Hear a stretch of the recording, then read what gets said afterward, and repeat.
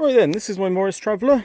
We've got the handbrakes not pulling up very tight on it. I've adjusted all the cable and everything like that, lubed everything up, but I think it's the levers and the wheel cylinders that have gone. So we've got a pair of new wheel cylinders we're going to stick on it. I'll just try and cut in here and there. So first of all, we're going to get the axle stands under the back axle, and then we'll whip off the wheels.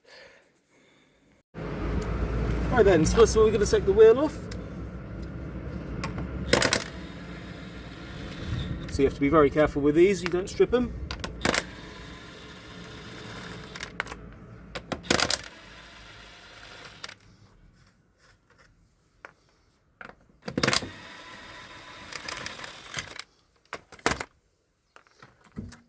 Right, that's the wheel off.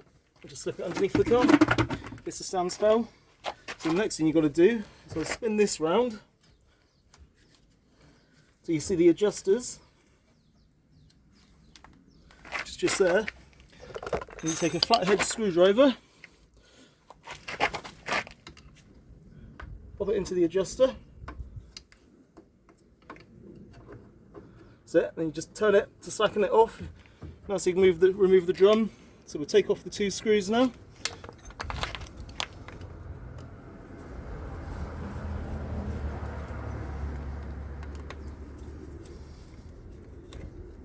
With a bit of luck, the drum will just pull off, so you might have to give it a little tap with a hammer, but there we go, just come right off. We can now come in here and replace the cylinder. Right, before we get too carried away, let's loosen off the cap of the master cylinder. Oh, that one's not too bad. So what we're going to do, we're going to screw it back over this bit of plastic, which will hopefully help reduce the loss of brake fluid while we replace the cylinders. Obviously it's still need bleeding afterwards, but just take that off, put a bit of plastic over it, and hopefully we can just tighten that back up on there a bit.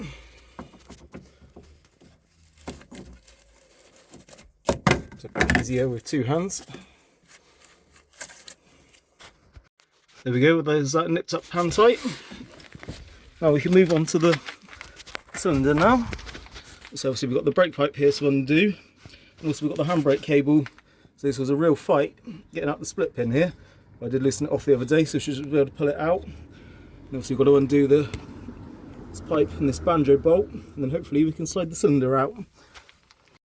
Well, typically as nothing ever goes right, the pipe's actually turning with the uni in there, so I'll just have to play with it a bit. Fortunately I don't really have anything here to heat it up with, no blowtorch or anything, but we'll have a play about, because these are all new copper nickel pipes I fitted on the car completely throughout. Right, we managed to get it free, just managed to do it with a bit of heat from the blowtorch and WD-40.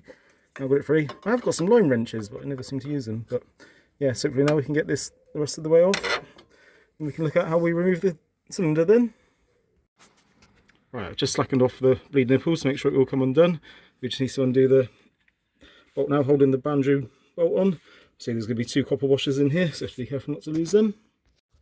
Well, that was very simple. Now we've got that out of the way, we just got a rubber boot here when he says pull off. We should have bought new ones of these ready to go on. I'm sure these are all right. There we go, rubber boot off. Now we can look at, I think we'll have to pop the shoes out, but we'll see how the cylinder comes out. So unfortunately I've had to take off the shoes, but hopefully we can wiggle this out now. Might just take a little bit of go in, because I see you've got the big handbrake lever on there as well.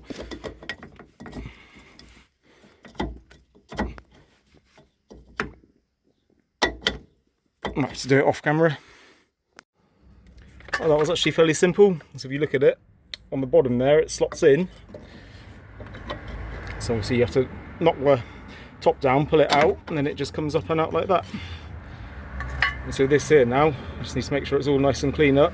We're just going to rub a little bit of grease on there before we put on the new cylinder, because obviously the cylinder needs to slide up and down when the handbrake goes on. You can see that I've just brushed on a little bit of copper grease. Now I've got the new cylinder to go in.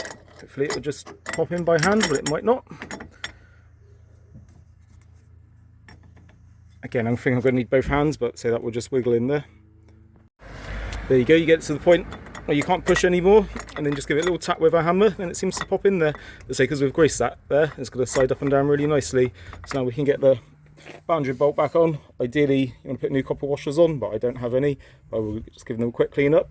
We can get the pipe back on and then get the handbrake cable connected back up, and that's the wheel cylinder replaces it then. But then we've got to get all the brake shoes back on that, but hopefully that'll be easy. So that's the top shoe and that's the bottom shoe.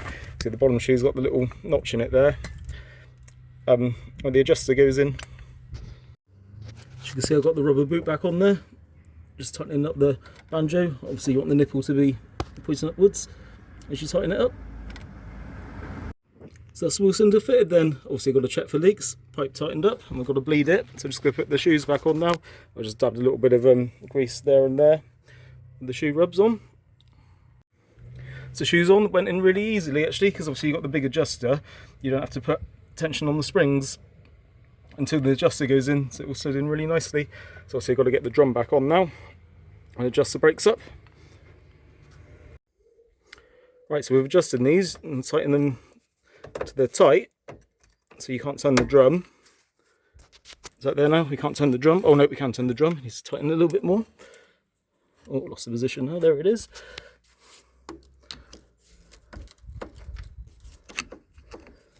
Oh, why is everything so hard one-handed? Right, so we tighten it so it's fully tight, so you can't turn the drum. I say technically you can still turn the drum there, but then once you can't turn the drum, you just turn it back one click and then that's set. Right then, that's the cylinders done on both sides. We now need to come inside. So the handbrake off, we need to lift the carpet back and adjust the and loosen off the handbrake cables. Obviously one-handed, absolutely covered in grease and oil. Oh, there we go, look. So you need to loosen them off and then we can get the handbrake cables connected back up then. Right, so that's both handbrake cables loosened off.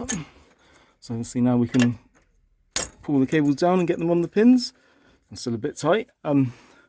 We put the pin in, can you show you on camera? Just going to put a bit of copper grease on there, because obviously it moves every time you pull the handbrake. There's that pin greased in and pushed in. So I pushed it in from the back, so it's easier to get to this side to put the split pin in. I'm just going to do the same on the other side, then we can get to adjusting the handbrake. Well, that's all done. They've bled up nicely. They're nice and rock solid now on the handbrake, so we can get it back on the ground. And that's job done then. Let's say a little bit fiddly to start with, but once you realise how the cylinders come out, it was really, really easy. Anyway, thanks for watching.